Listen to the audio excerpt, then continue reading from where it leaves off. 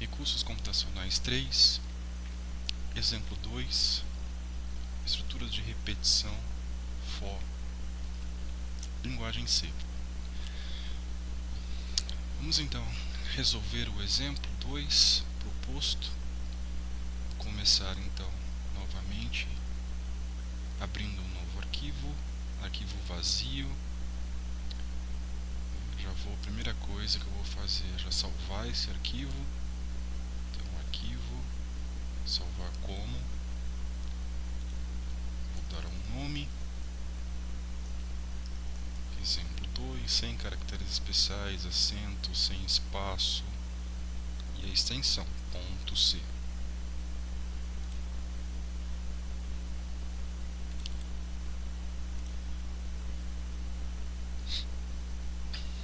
Ótimo.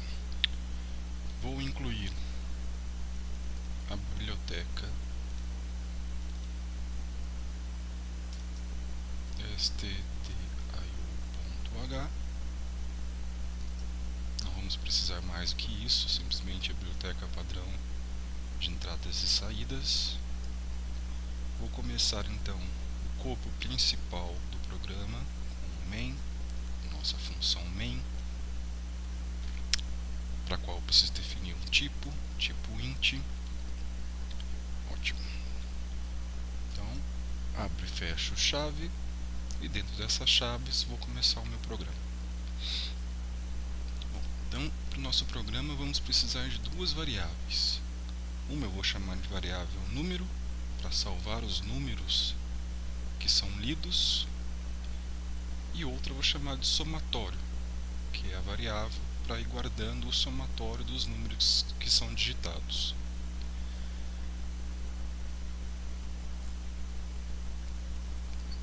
Número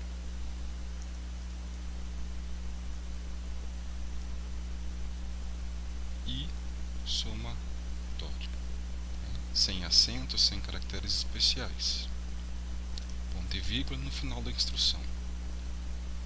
Essas duas variáveis são números supostamente do tipo real, então eu vou declará-las como variáveis do tipo float. Ótimo. Além disso, a variável somatório eu já vou inicializá-la em um valor 0. Por que isso? Para garantir que a variável somatório vale 0 no início do somatório. Ou seja, não tenho nenhuma outra contribuição de qualquer outro número, de qualquer lixo de memória que possa estar associado à variável somatório no meu somatório final. Então, como 0 é o elemento neutro no somatório, eu inicializo a variável somatório em 0 e com isso eu elimino essa fonte de problema. Bom, vou partir então para a mensagem solicitando para que o usuário digite um número. Então, printf, dentro dos parênteses, a minha mensagem entre aspas. Encerro a instrução com ponto e vírgula. Bom, seguido então da leitura de dados. Entre aspas, primeiramente eu informo qual é a formatação do dado lido. Nesse caso é um número real, então é porcentagem f de float, seguido do que? E comercial, que significa endereço, e o nome da variável, número. Então, a informação lida, o dado lido, vai ser salvo na variável número, mais precisamente no endereço de memória do meu computador correspondente à variável número. Ótimo. Eu pego então o número digitado e eu vou incluir esse número no meu somatório. Então eu pego o que eu já tinha no somatório e incluo o último número digitado. Então, número mais somatório. Ponto e vírgula para encerrar a instrução. Só que o resultado disso, de eu ter incluído mais um número no somatório, eu vou salvar, eu vou atribuir a própria variável somatório. Então, à medida que o valor de somatório vai sendo atualizado, eu salvo o valor atualizado na própria variável somatória. Ótimo. Só que eu preciso fazer isso aqui 10 vezes, porque eu quero ler 10 números diferentes. Então eu vou colocar essa sequência de instruções dentro de uma estrutura de repetição do tipo for. Então, a palavra reservada for. Preciso de uma variável contador, vou chamar aqui de C.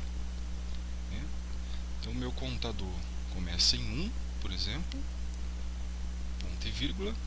Qual é a condição de parada agora? O contador começa em 1 e eu quero que o contador vá até 10.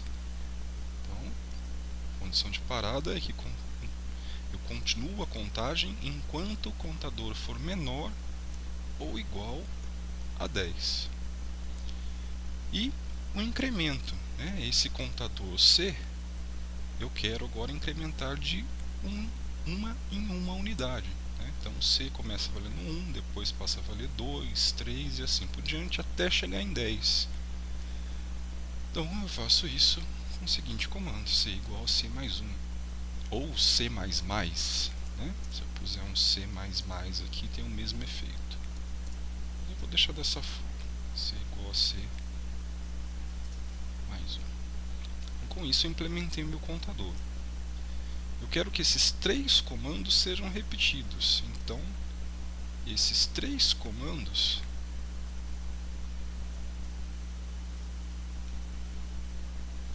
eu vou colocar aqui entre as chaves depois do for. Bom, para finalizar, eu vou fazer um printf aqui.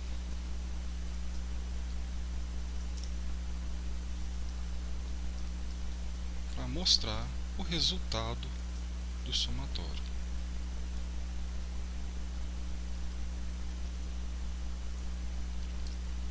Então, printf, entre aspas, vem a minha mensagem. Note que eu quero que apareça somatório igual seguido do valor. Esse valor está contido na variável somatório. Então, esse conteúdo da variável somatório eu quero que apareça no meu corpo de mensagem como um número real. Por isso eu uso porcentagem float. Aí fecho a aspas, encerro o meu texto, vírgula, o argumento, o nome da variável cujo valor eu quero que apareça aqui no lugar da porcentagem f. Com isso encerramos o nosso programa, encerramos o nosso exemplo 2. Vamos agora compilar e rodar. Certo? Apareceu algum erro. Qual foi o erro que apareceu? Aqui, error.